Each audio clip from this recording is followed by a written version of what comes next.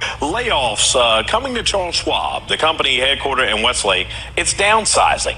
The financial services company designated its Westlake campus as its headquarters in 2020, following the purchase of TD Ameritrade.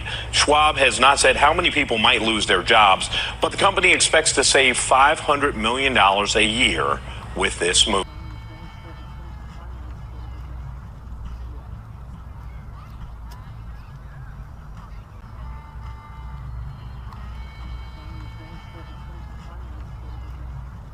The big round recently was because of the COVID pandemic. All the governments incurred enormous trillions of dollars worth of debt, and their central banks helped finance that government borrowing by creating trillions of dollars. And that pulled us out of the COVID depression and set off a boom with all of the new money they created, especially in terms of asset prices. But it also caused high rates of inflation. Now, to fight the inflation, the central banks have increased interest rates very significantly. And even more importantly, I think, now they are instead of creating money as they were doing through quantitative easing, now they're doing the opposite. Now the Fed is destroying $95 billion every month through quantitative tightening. And that's sucking the liquidity out of the financial markets. It's like imagine a ballroom full of investors, and suddenly the Fed starts taking the air out of the ballroom. At first they don't notice, but then it becomes hard to breathe and they all run to the exits.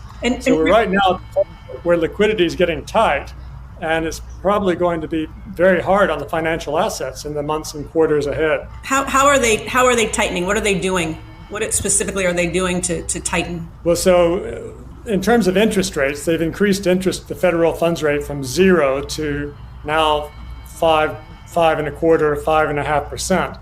So that's really very radical interest rate hiking in such a short period of time, just about 15 or 16 months. But in terms of quantitative tightening, they are literally taking $95 billion a month out of the financial system and destroying it. $95 billion adds up over a year. That's $1.1 trillion, or about 13% of all the dollars. So this is, rather than pumping money into the system, making everything appreciate, now they're sucking the money out of the system.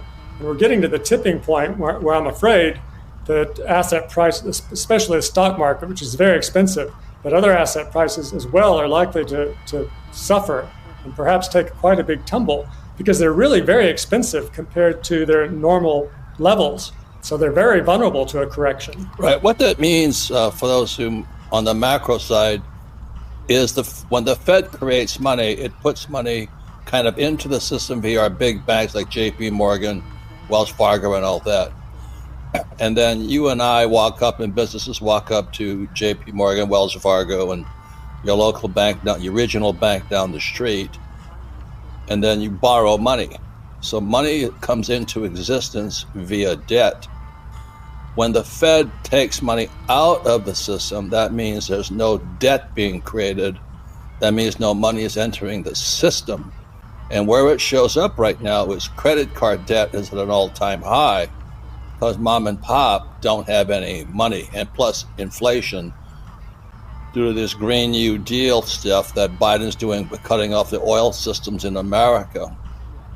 It's crushing America right now. So credit is going out and the economy is crashing as we speak.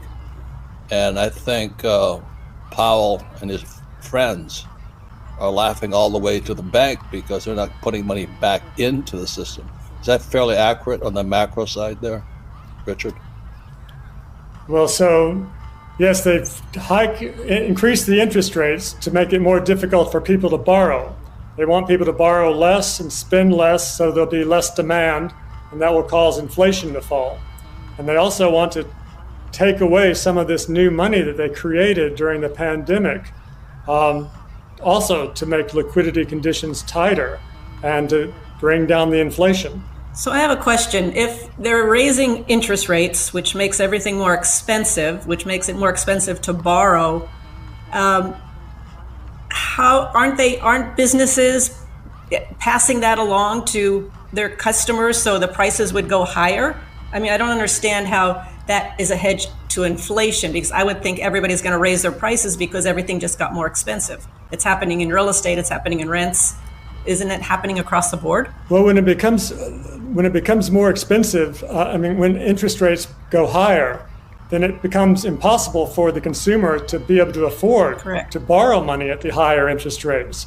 So that kills the demand, and people just have to stop buying. So the companies can't push up their prices, because if they do, they won't be able to sell their products. So the demand drops, and then the companies either sell less or they begin to reduce their prices. And that's how the inflation comes back down again. So there's two things.